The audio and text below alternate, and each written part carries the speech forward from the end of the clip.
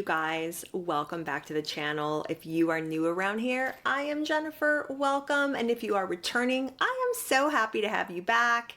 You guys, we already know Meghan has released with Love Meghan, her Netflix series. I'm going to be going into the episodes, a deeper dive in future videos. There's going to be a lot to discuss. I can't wait to share with you my reactions, my commentary, and I can't wait to read you guys' comments, see what you guys are thinking about everything that we're watching. But today I wanted to do something a little bit different. I wanted to focus on a particular segment that I watched in the first episode entitled Hello Honey that was, shall we say, pretty cringe-inducing for me. And the reason why is because, okay, I don't profess to know everything, but if you are somewhat familiar with my channel beyond my Meghan and Harry and royal family video commentary, you also know that I'm all about simple beauty, that I love skincare, that I love makeup, that I've been a licensed esthetician for over 20 years. So I know a little bit about health and beauty products and all that good stuff.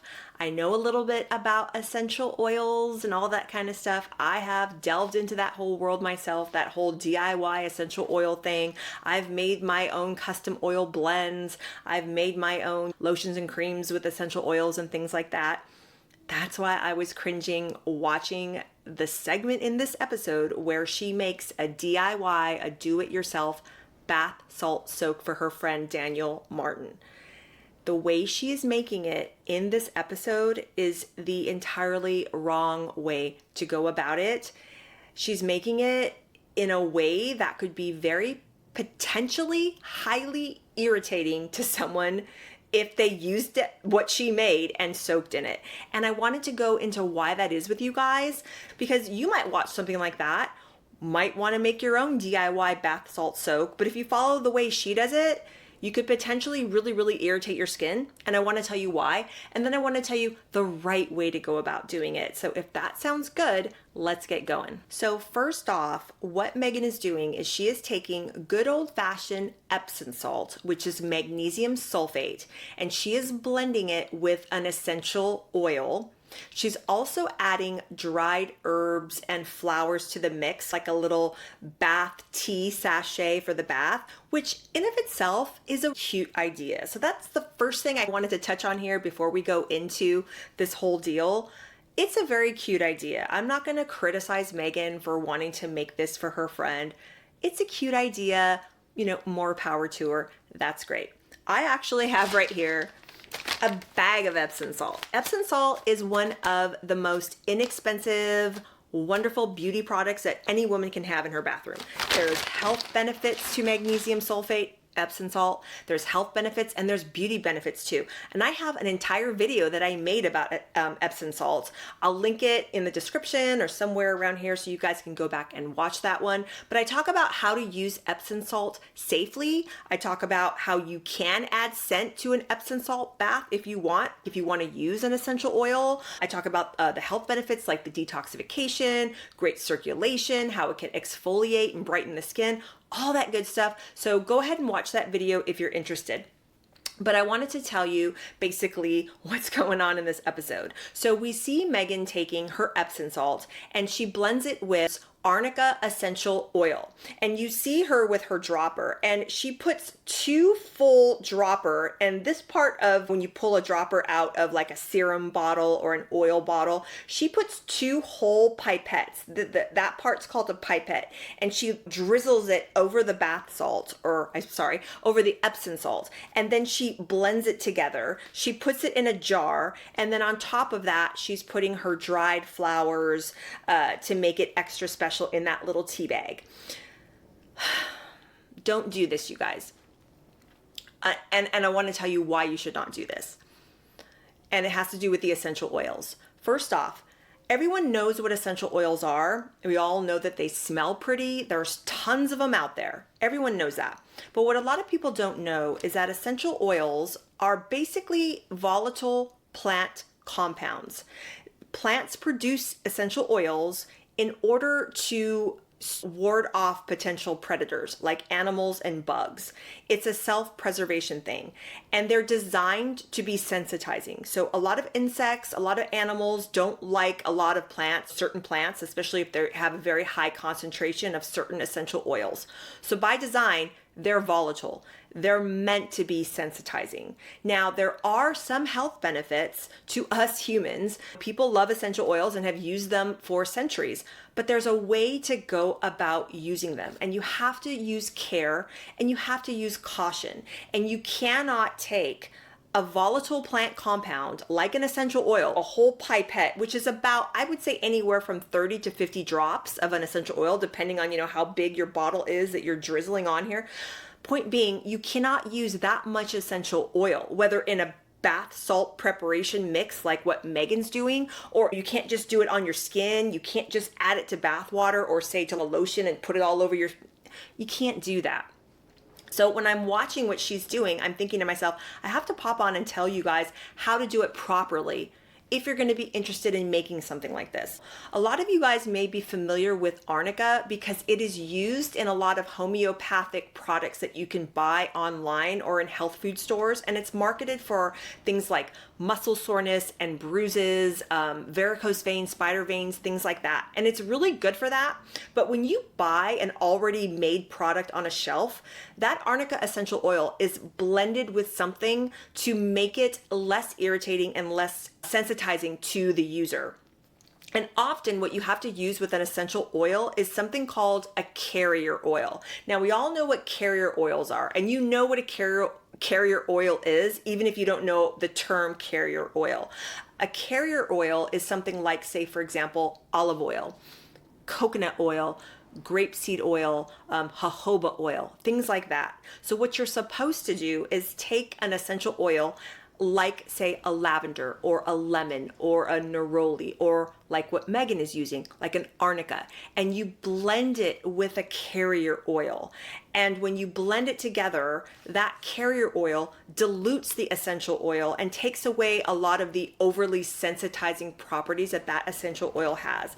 I hope I haven't lost you guys, because I know I'm getting a little bit deep in the weeds here, but it is really important because essential oil is especially sensitizing to babies and children as well. So you just have to be very careful when you're using essential oil. What's in that jar, that arnica oil that she says she's using, that arnica essential oil, it might have a blend of a carrier oil in it, but we don't know that for sure. If that's the case, you also have to add an oil like an olive oil or a jojoba oil, something like that, in order to make that essential oil less irritating. So if you were to just put the bath salt and that essential oil and dump that all in the bathtub, what's going to happen is that salt is going to dissolve, and that essential oil that doesn't have anything to dilute it is just floating around all in that water, and the person soaking in the water is just, all their skin is exposed to it. There is a huge chance that they could get really sensitized to it, whether breathing it in or just direct contact on the skin. It can cause irritation, it can cause redness, rashes, hives, all that kind of stuff, depending on the essential oil blend. And sometimes, and the tricky thing with essential oils is people can use a certain essential oil for years, not have a problem, and then bam, one day they just have an overexposure to it and their body just cannot take it and has an eruption of a reaction. So she's using the arnica and she's using the lavender in it as well. She doesn't put as much of the lavender in it, it looks like, but she puts a crap ton of that arnica essential oil in there. So that is a big fat no-no, you guys. So what you want to do is just get that whole thing out of your mind, what she did. What you want to do is, what I do is I just keep a bag or a container, like a cute little mason jar with the Epsom salt right next to your bathtub so that you can soak in it. And you want to use about 1 cup to 2 cups at a time when you're soaking in your warm to hot bath water. And you know what? You can do Epsom salt just by itself and be totally fine and still get detox and exfoliating benefits from it, and helps with muscle soreness, all that good stuff. If you want to get fancy, and if you want to use essential oil with that Epsom salt to have a more elevated experience, this is what you're going to do. You have to make sure that you've got the proper ratios. Obviously, she doesn't go into this in the program. Maybe it's because she thinks that it's boring and she thinks that people don't really care and want to know. I think there probably could have been a way that she could have at least said, hey, just be careful, and this is what you do, and this is how I blend it with a special kind of oil when I add it. She doesn't go into it, but that's why I'm here. I'm gonna go into it for you guys. So a basic ratio is, and because essential oils are very, very powerful, for every 2 drops of an essential oil, I'm talking drop, not like a whole psh, like what she was doing, right? For every 1 to 2 drops of essential oil, you need 8 to 10 drops of a carrier oil. That's how powerful these essential oils are. So what I would recommend that you do is when you're taking your bath, dump in your cup, dump in up to 2 cups of your Epsom salt, get in, and then you can take about maybe 10 drops of an almond oil or a jojoba oil, 10 drops of that type of carrier oil, and then 1-2 drops of whatever essential oil you're doing. And that is it. And what's going to happen is after that salt dissolves, you're going to have all the goodness from the salt. You're going to have the relaxing, kind of breathable, wonderful benefits of that essential oil. But that carrier oil that's also floating around in that bath is going to prevent that essential oil from being super, super irritating on its own. You're going to get the softness from the carrier oil, and it's diluting that essential oil so that you're not just soaking in a bunch of water unprotected with this volatile plant compound, this essential oil floating around. And that was a lot that she used, a whole heck of a lot. Even up to 5 drops of certain essential oils are really strong and really powerful. So that's why I was just absolutely cringing when I was watching that, you guys. And again, I don't even know if she really knows what she's doing. I don't know if this is just something that she heard from word of mouth and thought that it would be a good idea. She likes to present herself as being this jack of all trades. Like, she knows about cooking, she knows about beauty, she knows about fashion, she knows about health, she knows about all these things. But she just, based on that, she doesn't know about essential oils. I can tell you that right now. So just use caution, just use care. I think what I'll do for you guys is I'll just put a quick little blurb in the description of this video that can be kind of like your basic recipe that you can do to just replace what you saw her do in there. And maybe I'm being a little presumptuous in thinking that the person that's watching this video is going to want to do anything that she's showing you, but I'm trying to be nice and I'm trying to be fair and diplomatic. Meghan did not invent essential oil baths. She didn't invent bath salts or tea sachets in your bath. We can do it and we can get the health benefits, but do not follow her DIY instructions. No. So I'll leave a quick little easy recipe for you to do, but a good rule of thumb is, remember, essential oils are very volatile. They can be sensitizing. So for every 1 to 2 drops of an essential oil, you have to mix it with a carrier oil. So for every 1 to 2 drops of, say, a lavender oil, you're gonna have to mix it with 8 to 10 drops of something like almond oil, jojoba oil, whatever. You can buy really nice carrier oils off of Amazon. I would recommend that they're organic and cold pressed. That means that they are retaining a lot of the nourishing fatty acids that your skin loves and just drinks up, and you'll be super, super soft. And that is the way to go about it. I would say if you have dry skin, argan oil is really beautiful as a carrier oil. So is evening primrose oil. Jojoba oil is wonderful for dry skin. If, say, it's a summertime bath and you don't want a heavy oil, you can do grapeseed. Grapeseed oil is fantastic for if you just want like a lighter oil, but that's my recommendation for you guys. I had to pop on and tell you this stuff because a lot of people don't know, and I just thought that it was really important to tell you. Another thing I want to tell you is if you get yourself just a clean washed out jar or a little bowl and you want to pre-make your little bath salt like what she did, you can do it. Mix about 1 cup to 2 cups of your Epsom salt, put in your 1 to 2 drops of your essential, and then do your 8 to 10 drops of your carrier oil, and then put that mixture inside the bathtub. Or whether you just dump in your salt and then do your little drops of your essential oil, 1 to 2, and your 8 to 10 drops of your carrier oil, like right into the bath water. You, do whatever is easier, but because it's a DIY preparation, another thing I wanted to tell you, there are no preservatives. So you cannot take your carrier oil and your essential oil and your salt and mix that together, put it in a jar and leave it in your bathroom or on a shelf somewhere in your home for very long. It is going to degrade and it isn't going to be good. You would have to use it within a few days of mixing and making it up. So if you wanted to do that for a friend, like what she's doing, you got to tell them, you got to use this up and you got to use it quickly within a few days. And now you know you would never just take Epsom salt by itself with essential oil, mix it up, put it in a jar and hand it to a friend.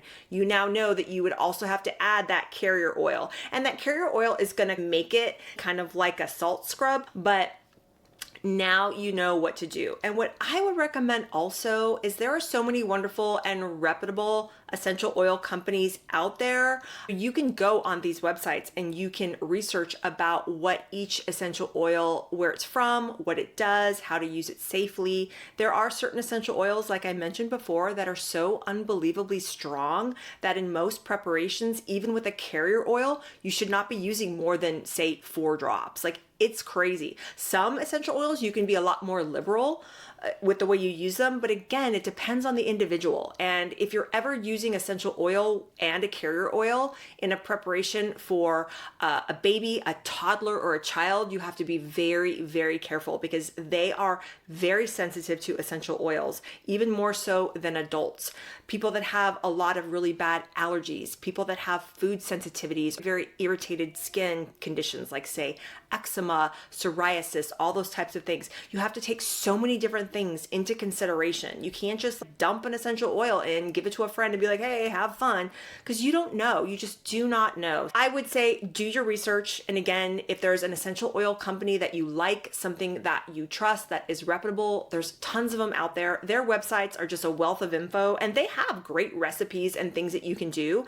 And it's all done in a safe way for you guys. So that's what I would recommend. I'll go ahead and leave a super quick, easy little recipe you can do in the description. I will make sure that I link that Epsom salt video that I did for you. And I go into a little bit more about the health benefits of Epsom salt. And it kind of gets you excited to want to buy some. So the next time you're in the grocery store or Walmart or Target or whatever, pick up a bag of it. It is so, so good for you. I love a good Epsom salt bath, especially if you have a lot of stress. It's hard for you to unwind at the end of the night and you just want to soak and just relax. Epsom salt is going to be your best friend. I am telling you. So I hope you enjoyed this. I hope you learned something today. Pass on the information so that people who are watching this woman make this bath salt will know is not the way to go about it. It's not good. So thank you guys so much for watching. I will be doing a deeper dive into the With Love Meghan series. I also have some Joan stuff coming and I can't wait to see you guys in those videos. I hope you have a wonderful rest of your day. I will talk to you very soon. Bye.